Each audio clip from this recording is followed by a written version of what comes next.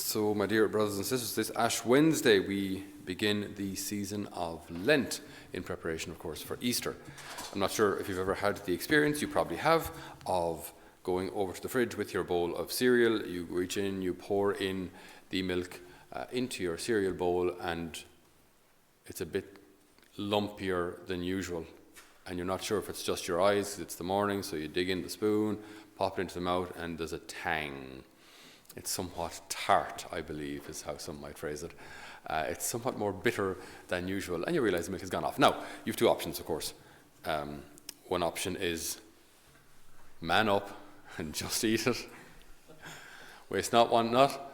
Or toss it and put in fresh milk and start again.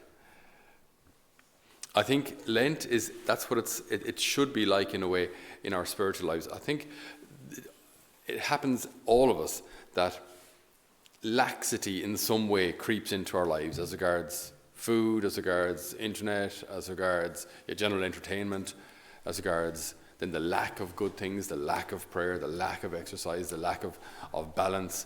These things just happen us very easily.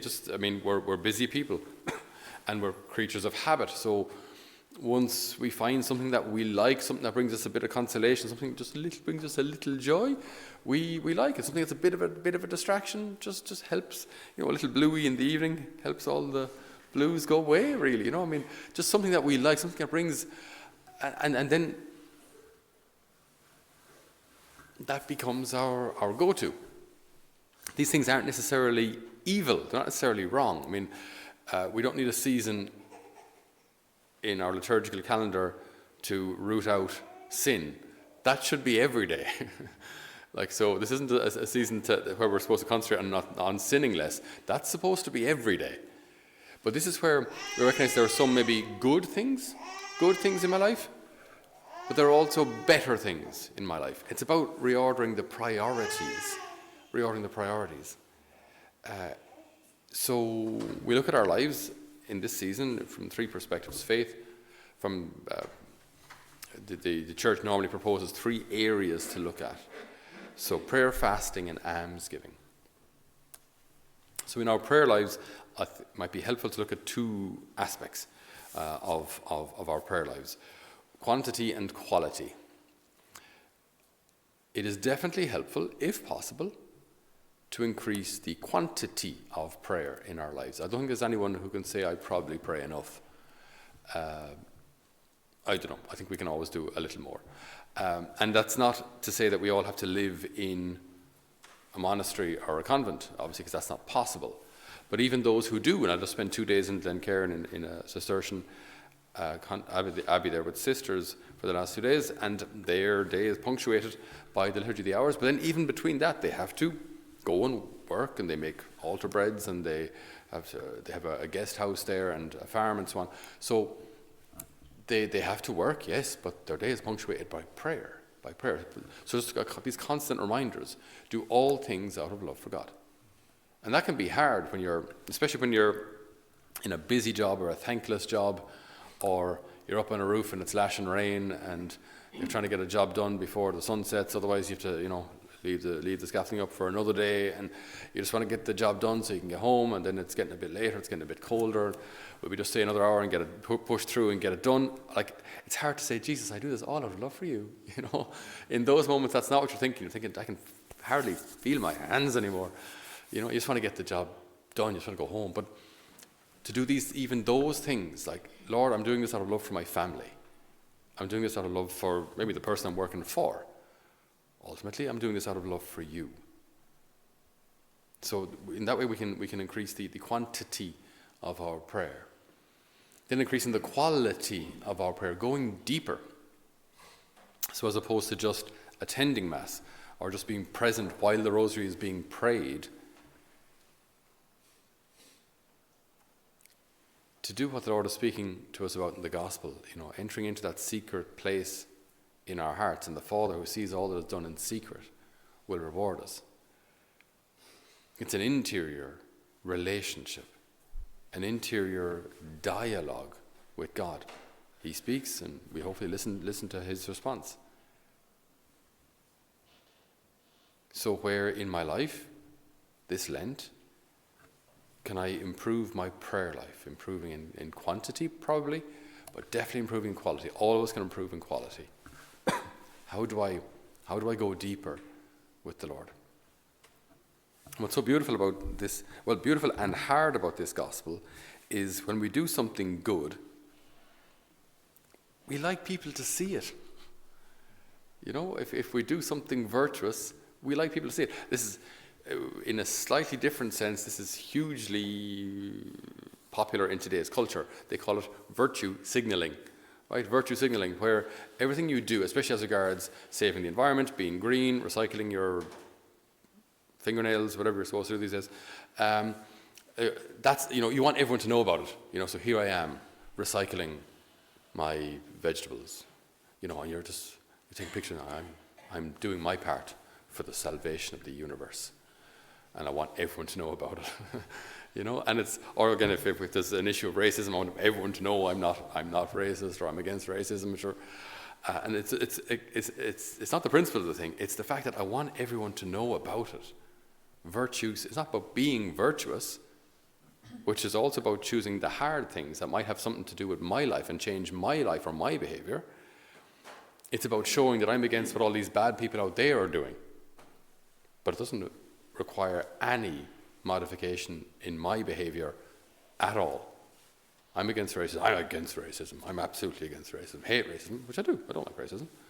But it doesn't change my behavior. To tell everyone I'm against racism I don't have to change my life. I don't have to change anything. Just stay doing what I'm doing, just not be racist. It doesn't, that's not conversion. That's not, there's no change of heart there. There's no real expression of love there. Just wave the fist at the bad guys. Okay. And what? Whereas being faithful to God in prayer, being more virtuous, being more patient, more serving, more loving, that might cost me something. But that's secret. No one sees that. To choose to be loving when you'd rather not be loving, when you'd rather shoot your mouth off, to choose to be loving there, that's anything but virtue signaling. No one sees it, but you're choosing love. So prayer, fasting. Fasting, are there things that I lean on in my life for consolation or distraction that aren't God? And again, it's not that the internet is all bad, or computer games are all bad, or going for a walk is all bad, or beer is all bad, but just where are the priorities? And it's something I'm saying to myself as well, like, first and foremost, where do I go for consolation? Do I go to the Lord for consolation, or do I go to something that distracts me? Where do I go? So, food. The absence of food in our bellies, I think people notice the consequences of that fairly immediately. You feel physically weaker. You might even get a wee bit of a headache. Keep drinking. I think it helps the headache. But you feel a bit weaker. You feel, especially for lads, whenever we used to fasting in the seminary, on the fasting days, it was a very, very quiet and very, very short meal, because everyone was just sitting there going, when is this over? And there's very little chat. Then the day after the fasting day, when the pizza would come out, my goodness, absolutely deafening in the refectory. Same number of people there, So fasting, it changes us very, very quickly. We're physically weaker, maybe a little harder to concentrate. Our mood is a little harder, a little more difficult to control, a little harder to be joyful. So we feel weak. Okay. So is that the purpose of it, just to feel weak for a bit? No. It's about tossing out that bad milk in order to have the good bowl of cereal. Lord, I lean on food a lot for consolation. I want to lean on you. I want to lean on you. I want you to be my joy. I want you to be my consolation. Food isn't bad, but you're better. Food isn't bad, but you're better. So, what can I do? What is the Lord nudging you to do?